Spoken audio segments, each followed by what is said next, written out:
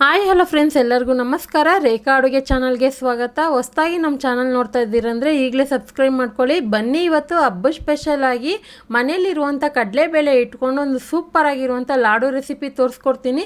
ಯಾವುದೇ ರೀತಿ ಮಿಸ್ಟೇಕ್ ಆಗದಿರ ಅಳತೆ ಪ್ರಕಾರ ಮಾಡಿದ್ರೆ ಈಸಿಯಾಗಿ ಯಾರು ಬೇಕಾದನ್ನು ಒಂದು 3-4 ದಿವಸ ಮುಂಚೆನೇ ಮಾಡಿ ನೀವು ಸ್ಟೋರ್ ಮಾಡ್ಕೋಬೋದು. ಸೊ ಖಂಡಿತ ಇದೊಂದು ರೆಸಿಪಿ ನಿಮ್ಗೆಲ್ಲರಿಗೂ ಇಷ್ಟ ಆಗ್ಬೋದು ಅಂದ್ಕೊತೀನಿ. ಯಾಕಂದರೆ ಅಷ್ಟೇ ಸಿಂಪಲ್ಲಾಗಿ ಕ್ವಿಕ್ಕಾಗಿ ಮಾಡ್ಕೋಬೋದು. ಈ ರೆಸಿಪಿನ ಈ ಹಬ್ಬಕ್ಕೆ ನೀವು ಕೂಡ ಟ್ರೈ ಮಾಡಿ. ಯಾವ ಥರ ಇತ್ತು ಅಂತ ಕಮೆಂಟ್ ಮಾಡಿ, ಲೈಕ್ ಮಾಡಿ, ಶೇರ್ ಮಾಡಿ. ಬನ್ನಿ ಇವಾಗ ಯಾವ ರೀತಿ ಮಾಡೋದಂತ ನೋಡೋಣ. ನಾನಿಲ್ಲಿ ಕಪ್ ಮೆಜರ್ಮೆಂಟಲ್ಲಿ 1 ಕಪ್ ಆಗೋಷ್ಟು ಕಡಲೆಬೇಳೆನ ಚೆನ್ನಾಗಿ ತೊಳೆದ್ಬಿಟ್ಟು ಒಂದೇ 1 ಅವರ್ ನೆನೆಸಿಟ್ಟಿದ್ದೀನಿ. 1 ಅವರ್ ನೆಂದರೆ ಸಾಕು. ನಿಮಗೆ ಟೈಮ್ ಇದ್ದರೆ ಒಂದು ಹಾಫ್ ಆನ್ ಅವರ್ ಎಕ್ಸ್ಟ್ರಾ ಕೂಡ ನೆನೆಸ್ಬೋದು, ಏನು ಪ್ರಾಬ್ಲಮ್ ಇಲ್ಲ. 1 ಅವರ್ ಮಿನಿಮಮ್ ನೆನೆಸ್ಬೇಕು. ಈಗ ಇದನ್ನು ಮಿಕ್ಸಿ ಜಾರ್ಗೆ 2 ಬ್ಯಾಚಲ್ಲಿ ನಾನು ರುಬ್ಕೊತೀನಿ. ಸ್ವಲ್ಪ ನೀರು ಹಾಕಿ ಇದನ್ನು ರುಬ್ಕೊತೀನಿ. ನಾರ್ಮಲ್ಗೆ ಒಡೆಗೆ ರುಬ್ತಿರಲ್ಲ ಗಟ್ಟಿಯಾಗಿ, ಅದಕ್ಕಿಂತ ಸ್ವಲ್ಪ ತೆಳ್ಳಗೆ ರುಬ್ಕೊಳ್ಳಿ, ಪರವಾಗಿಲ್ಲ, ಏನೂ ಆಗೋದಿಲ್ಲ. ಸೊ ಒಡೆಗೆ ಅಂದರೆ ಗಟ್ಟಿಯಾಗಿ ರುಬ್ಬಬೇಕು. ಇದು ನಾರ್ಮಲಾಗಿ ಬೂಂದಿ ಥರ ಮಾಡೋದಕ್ಕೋಸ್ಕರ ನಾನು ಸ್ವಲ್ಪ ತೆಳ್ಳಗೆ ಬಂದಿದ್ದೀನಿ. ಅದೇ ಟೈಮ್ಗೆ ಎಣ್ಣೆ ಕಾಯಕ್ಕೆ ಇಟ್ಕೊಂಡಿದ್ದೆ. ಎಣ್ಣೆ ಕೂಡ ಚೆನ್ನಾಗಿ ಕಾದಿರಬೇಕು. ಇದನ್ನು ಬೋಂಡ ಥರ ನಿಮಗೆ ಯಾವ ಸೈಜಿಗೆ ಬೇಕೋ ಆ ಸೈಜಿಗೆ ಮಾಡ್ಕೊಳ್ಳಿ. ನಾನು ಚಿಕ್ಕದಾಗಿ ಮಾಡ್ಕೊತೀನಿ. ಯಾಕಂದರೆ ಚಿಕ್ಕದಾಗಿ ಮಾಡೋದ್ರಿಂದ ಒಳಗಡೆ ಕೂಡ ಹಿಟ್ಟು ಬೇಯಬೇಕು, ಮೇಲೇನೂ ಚೆನ್ನಾಗಿ ಕ್ರಿಸ್ಪಿಯಾಗಿ ಬರಬೇಕು. ಅದಕ್ಕನ್ಬಿಟ್ಟು ದಪ್ಪ ಮಾಡೋಕ್ಕೆ ಹೋಗಬೇಡಿ. ಬೇಕಂದರೆ ಇದನ್ನು ಒಡೆ ಥರನೂ ತಟ್ಟಿ ಮಾಡ್ಕೋಬೋದು. ನಾನು ಚಿಕ್ಕದಾಗಿ ಹಾಗೆ ಹೆಂಗೆ ಬೇಕೋ ಹಂಗೆ ಪಕೋಡಾಗಿ ಹಾಕ್ತಿರಲ್ವ, ಆ ಥರ ಹಾಕ್ತಾಯಿದ್ದೀನಿ. ಅದೇ ಚಿಕ್ಕದಾಗೆ ಹಾಕ್ಕೊಂಡಿದ್ದನ್ನು ಮೀಡಿಯಮ್ ಫ್ಲೇಮ್ ಮೇಲೆ ಇರುವಂಥ ಲೇಯರ್ ಇನ್ನೇನು ಕಲರ್ ಚೇಂಜ್ ಆಗಬೇಕು ಅನ್ನೋ ಟೈಮ್ಗೆ ಎತ್ಕೋಬೇಕಾಗುತ್ತೆ. ಇದನ್ನು ನಾರ್ಮಲ್ ಒಡೆಗೆ ಫ್ರೈ ಮಾಡ್ತಿರಲ್ಲ, ಗೋಲ್ಡನ್ ಕಲರ್ ಆಗಿ ಕ್ರಿಸ್ಪಿಯಾಗಿ ಬರೋ ಥರ, ಆ ಥರ ಮಾಡೋಂಗಿಲ್ಲ. ಯಾಕಂದರೆ ಇದು ಲಾಡು ಮಾಡೋದ್ರಿಂದ ಮತ್ತೆ ಇದನ್ನು ಪಾಕದಲ್ಲಿ ಬೇಯಿಸ್ತೀರಿ. ಅದಕ್ಕೋಸ್ಕರ ಸ್ವಲ್ಪ ಕ್ರಿಸ್ಪಿಯಾಗಿ ಬರಬೇಕು, ಕಲರು ಚೇಂಜ್ ಆಗ್ತಾ ಇದೆ ಅನ್ಬೇಕು, ಆವಾಗ ಎತ್ಕೊಳ್ಳಿ. ಇವಾಗ ನೋಡ್ತಾ ಇರ್ಬೋದು. ಅದಕ್ಕನ್ಬಿಟ್ಟು ಐ ಫ್ಲೇಮಲ್ಲಿ ಇಟ್ಟು ಫ್ರೈ ಮಾಡೋಕ್ಕೆ ಹೋಗಬೇಡಿ. ಈ ಥರ ಕಲರು ಸ್ವಲ್ಪ ಲೈಟಾಗಿ ಚೇಂಜ್ ಆಗಿದೆ ಮತ್ತು ಕ್ರಿಸ್ಪಿಯಾಗೂ ಬಂದಿದೆ, ಒಳಗಡೆ ಸಾಫ್ಟಾಗೂ ಬೆಂದಿದೆ. ಈ ಥರ ಇರಬೇಕು ಅದು. ಸೊ ಕರೆಕ್ಟಾಗಿ ಮಾಡಿದೆ ನಿಮಗೆ ಕರೆಕ್ಟಾಗಿ ಬರುತ್ತೆ. ಸೊ ನಾನು ಹೇಳೋ ಥರನೇ ಮಾಡಿ. ನೀವು ಫಸ್ಟ್ ಟೈಮ್ ಟ್ರೈ ಮಾಡೋದಾದರೆ ಸೇಮ್ 1 ಕಪ್ ಆಗೋಷ್ಟು ಕಡಲೆಬೇಳೆ ತೊಗೊಂಡ್ರೆ ಒಂದು 5-6 ಜನಕ್ಕೆ ಆಗೋಷ್ಟು ಲಾಡು ತಿನ್ನೋದಕ್ಕೆ ಒಂದು ಸೂಪರಾಗಿ ರೆಸಿಪಿ ಅಂತಲೇ ಹೇಳ್ಬೋದು. ಈಗ ಆಲ್ಮೋಸ್ಟ್ ಎಲ್ಲ ಮಾಡಿದ್ದಾಯಿತು. ಸ್ವಲ್ಪ ಒಂದು 5 ನಿಮಿಷ ತಣ್ಣಗಾಕ್ಬಿಡಿ. ಒಂದು 5 ನಿಮಿಷ ತಣ್ಣಗಾದ್ಮೇಲೆ ಇದನ್ನು ಮಿಕ್ಸಿ ಜಾರ್ಗೆ ಹಾಕ್ಕೊಳ್ಳೋಣ. ಬಿಸಿ ಹಾಕೋಕ್ಕೆ ಹೋದರೆ ನಿಮ್ಮ ಮಿಕ್ಸಿನಲ್ಲೇ ಅದು ಅಂಟ್ಕೊಳ್ಳೋ ಚಾನ್ಸಸ್ ಇರುತ್ತೆ.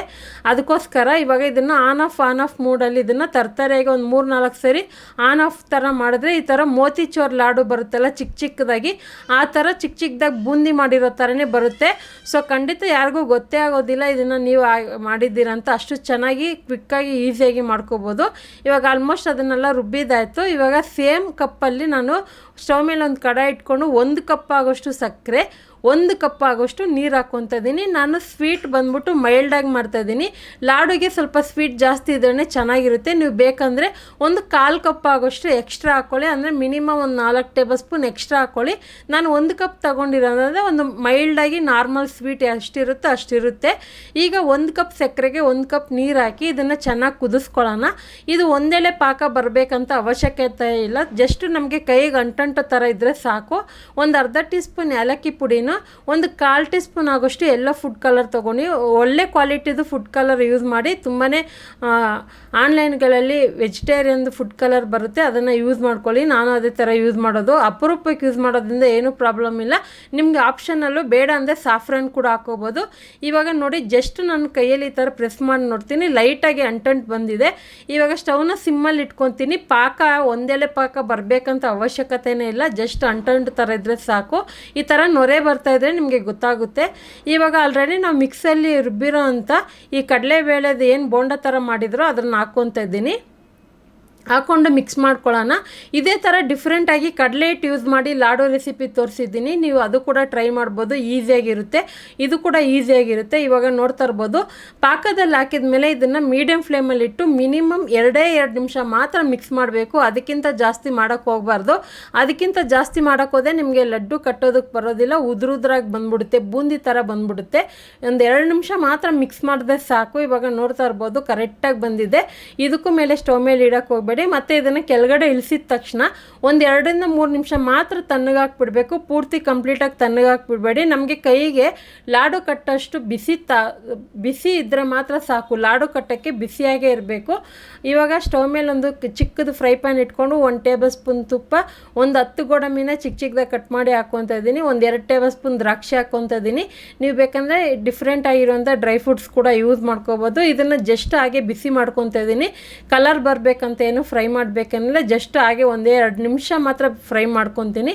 ಇನ್ನೇನು ಕಲರ್ ಚೇಂಜ್ ಆಗ್ತಾಯಿದೆ ಅನ್ನೋವಾಗ ಇದನ್ನು ಎತ್ಬಿಟ್ಟು ನಾವು ಏನು ಮಿಶ್ರಣ ಮಾಡಿಟ್ಟಿದ್ರೋ ಅದಕ್ಕೆ ಹಾಕ್ಕೊಳ್ಳೋಣ. ಸೊ ಇದಕ್ಕೆ ನೀವು ಬೇಕಂದರೆ ಹಾಗೆ ಕೂಡ ಹಾಕ್ಕೋಬೋದು. ತುಪ್ಪ ಇಷ್ಟಪಡಲ್ಲ ಅನ್ನೋರು ಹಾಗೆ ಕೂಡ ಚಿಕ್ಕ ಚಿಕ್ಕದಾಗಿ ಕಟ್ ಮಾಡಿ ಕೂಡ ಯೂಸ್ ಮಾಡ್ಕೋಬೋದು. ಸಾಫ್ರಾನ್ ಹಾಕಿದ್ರೂ ಒಳ್ಳೆ ಫ್ಲೇವರ್ ಬರುತ್ತೆ. ಸೊ ನಿಮಗೆ ಕಲರ್ ಬಂದು ಆಪ್ಷನಲ್ಲು, ನಿಮ್ಗೆ ಬೇಕು ಅಂದರೆ ಹಾಕ್ಕೊಳ್ಳಿ, ಇಲ್ಲಾಂದ್ರೂ ನಡೆಯುತ್ತೆ. ಇವಾಗ ಇದನ್ನೆಲ್ಲ ಮಿಕ್ಸ್ ಮಾಡಿಕೊಂಡು ನಮಗೆ ಬಿಸಿ ತಡೆಯೋಷ್ಟು ಮಾತ್ರ ಇರಬೇಕು. ಅದಕ್ಕನ್ಬಿಟ್ಟು ಪೂರ್ತಿ ಫ್ಯಾನ್ ಮುಂದೆ ಹಾಕ್ಕೊಂಡು ತಣ್ಣಗೆ ಮಾಡಿಬಿಟ್ಟು ಲಾಡು ಕಟ್ಟಕ್ಕೆ ಹೋದರೆ ಬರೋದಿಲ್ಲ. ಆದಷ್ಟು ಲಾಡು ಕಟ್ಟೋವಾಗ ಟೈಟಾಗಿ ಪ್ರೆಸ್ ಮಾಡಿ ಆ ನಂತರ ಸಾಫ್ಟಾಗಿ ರೋಲ್ ಮಾಡ್ಕೊಳ್ಳಿ. ನಾನು ತೋರಿಸ್ತಾ ಇದ್ದೀನಲ್ಲ ಅದೇ ಥರ ಮಾಡ್ಕೊಳ್ಳಿ. ಸೊ ನನಗೂ ಕರೆಕ್ಟಾಗಿ ರೌಂಡ್ ಶೇಪ್ ಬರೋದಿಲ್ಲ, ಅದನ್ನು ಲಾಡು ಕರೆಕ್ಟಾಗಿ ಬರುತ್ತೆ, ನೋಡ್ತಾ ಇರ್ಬೋದು. ಸ್ವಲ್ಪ ಟ್ರೈ ಮಾಡಿ, 1 2 3 ನಿಮಗೆ ಸ್ಟಾರ್ಟಿಂಗಲ್ಲಿ ಸ್ವಲ್ಪ ಅದು ಶೇಪ್ ಬರೋದಿಲ್ಲ, ಆಮೇಲೆ ಮಾಡ್ತಾ ನಿಮಗೆ ಕರೆಕ್ಟಾಗಿ ಬಂದ್ಬಿಡುತ್ತೆ. ನಾನು ಈ ಸೈಜಿಗೆ ಮಾಡ್ತಾಯಿದ್ದೀನಿ. ಈ ಸೈಜಿಗೆ ಮಾಡೋದ್ರಿಂದ ಒಂದು 21 ಲಾಡು ಆಗುತ್ತೆ ನನಗೆ. ಸೊ ಖಂಡಿತ ಈ ರೆಸಿಪಿನ ಹಬ್ಬಕ್ಕಲ್ಲ, ಯಾವಾಗ ಬೇಕಾದರೆ ಆವಾಗ ನೀವು ಈಸಿಯಾಗಿ ಮನೇಲಿ ಮಾಡ್ಕೋಬೋದು. ವಿಶೇಷ ದಿನಗಳಲ್ಲೂ ಮಾಡ್ಕೋಬೋದು. ಯಾರಿಗಾದ್ರೂ ಏನಾದರೂ ಫಂಕ್ಷನ್ ಇದ್ದಾಗ ರಿಟರ್ನ್ ಗಿಫ್ಟ್ ಕೊಡೋದಕ್ಕೆ ಕೂಡ ನೀವೇ ಮನೇಲೇ ಪ್ರಿಪೇರ್ ಮಾಡ್ಬೋದು, ಅಷ್ಟು ಚೆನ್ನಾಗಿರುತ್ತೆ. ಇವಾಗ ನಿಮಗೆ ಮುದ್ದು ತೋರಿಸ್ತಾ ಇದ್ದೀನಿ, ನೋಡ್ತಾ ಇರ್ಬೋದು ಎಷ್ಟು ಸಾಫ್ಟಾಗಿ ಸಖತ್ತಾಗಿ ಬಂದಿದೆ.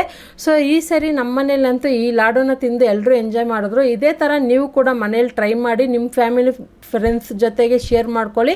ಅದೇ ಥರ ಈ ರೆಸಿಪಿನ ಟ್ರೈ ಮಾಡಿ ಯಾವ ಥರ ಬಂತಂತನೂ ಕಮೆಂಟ್ ಮಾಡಿ.